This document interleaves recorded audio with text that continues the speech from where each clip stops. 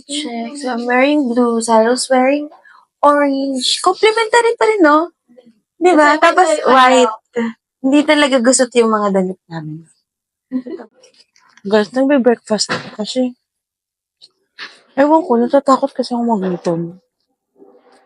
Parang feeling ko pagka nahilo ako, kahit hindi yun due to gutom, kahit due to paggalaw ng boot sa alon, isisisi ko siya sa gutom.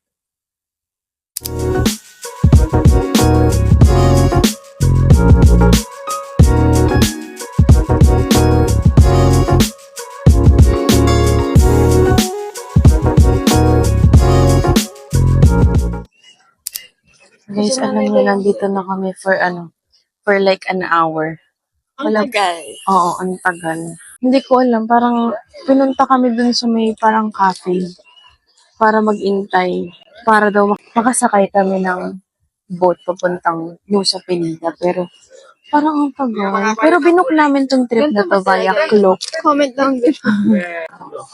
May previous na may ID na kami. Binigyan kami ng ID.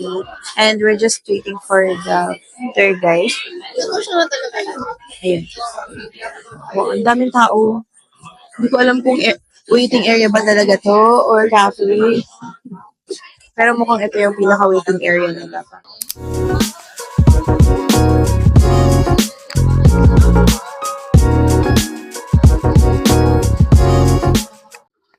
We made it to the boat. To the boat? Nakita mo yung boat? Sa boat. Bye-bye. Hopefully walang mahilo. At walang sumuka. Pero both uminom kami ng Bonamin. Bonamin chewables. Bonamin. Bonamin baka naman. Uy, Bonamin pagka inisponsoran mo kami. Gagawin namin to for you. Itong vlog.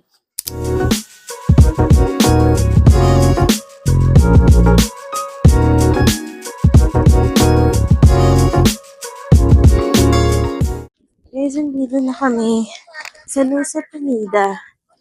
And ito na yung mga kasama namin. Yan siya. Yung port. Port pa lang naman to.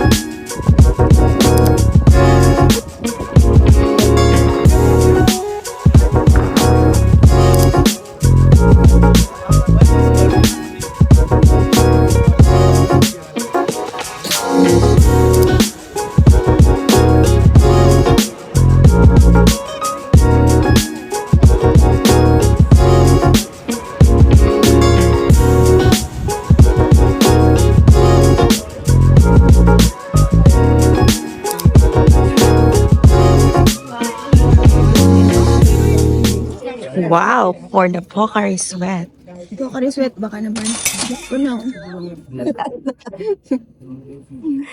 Sabi mo, makiusap ka sa Pocari Sweat na sponsoran ka nila. Pocari Sweat, alam mo feeling ko magbo-boom tong business nyo kapag ginawa niyo akong sponsor. Kasi pupunta kami sa mga mainit na lugar. Like Bali, Philippines, mga beaches sa Philippines. Diba? Sobrang init doon at ang daming tao. If meron akong Pocari Sweat, hey, refresh. Magbigay tayo ng review sa Nusa Penida na experience. Sa akin, okay siya puntahan at least once in your lifetime. Yung makita mo yung mga spots talaga, Instagrammable spots, Maganda right talaga in siya. front of your naked eye. Depende lang siguro sa trip mo as a person. Kasi ako, mas gusto ko yung maganda yung photos plus may magandang memories. Kasi dito, pag pupunta ka dun, magte-take ka ng magandang photos after. Tapos na. So, Mainit. wala kang gagawin talaga. Magte-take ka lang talaga ng photos. Tapos, you have to line up pa para dun sa photo mo na yun. So, ayun. Yun lang ang sa akin sa nun sa Penida. I feel ko mas okay nga siya kung umaga nyo siya ginawa. Kami kasi guys, alas 11. Alas 11, alas 12, alauna. Yan ang peak ng init. Tapos nandito kami naglalakad pababa, tapos pataas. Yung mga slope doon, tsaka yung mga hagdan, hindi talaga siya like parang senior friendly. Ba't senior ka ba?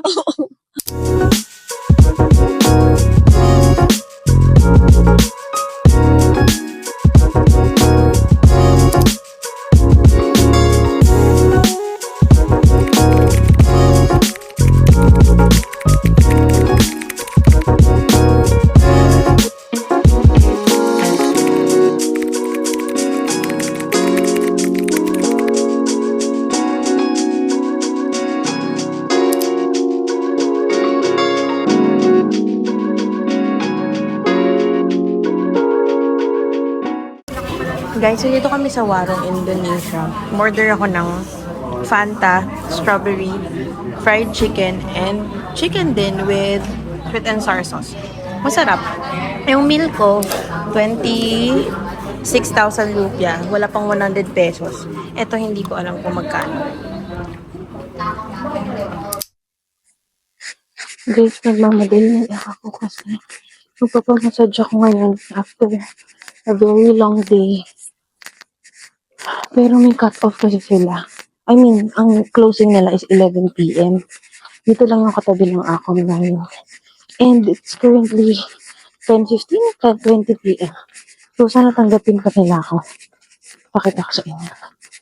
Ang mukha ko tinan mo naman, no? Maguligo lang, pero tinali ko na.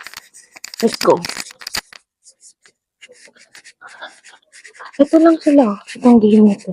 Ito yung akong namin. Yan, they're still open. Hopefully, you can accept me. And sana bumagin na ma-videohan ko. Indonesia burger. Hi! Yan. Lucky Valley Spa 7. Okay, sumabot ako sa massage. Pero 30 minutes na lang for the foot massage. Kasi late na talaga ako. Maybe we can try some other days. Okay. Guys, tapos na ako mag-massage. Nandito na ulit ako sa accommodation. Ang ganda. Nasiyahan ako. Medium lang yung pinagawa ko kasi daw pagka soft yata na dito. Sobrang soft kasi ang Balinese massage ay soft. So, pinamedium ko. And sakto lang siya sa akin. Tapos, ang bait pa nung nagmamassage sa akin. Habang nagmamassage siya sa akin, kinakausap niya ako. Tapos, nakatingin siya sa mukha ko habang nagmamassage siya ng paa ko. Hindi ko naman siya nasisigaw. Wow. Akit na ako sa ring namin.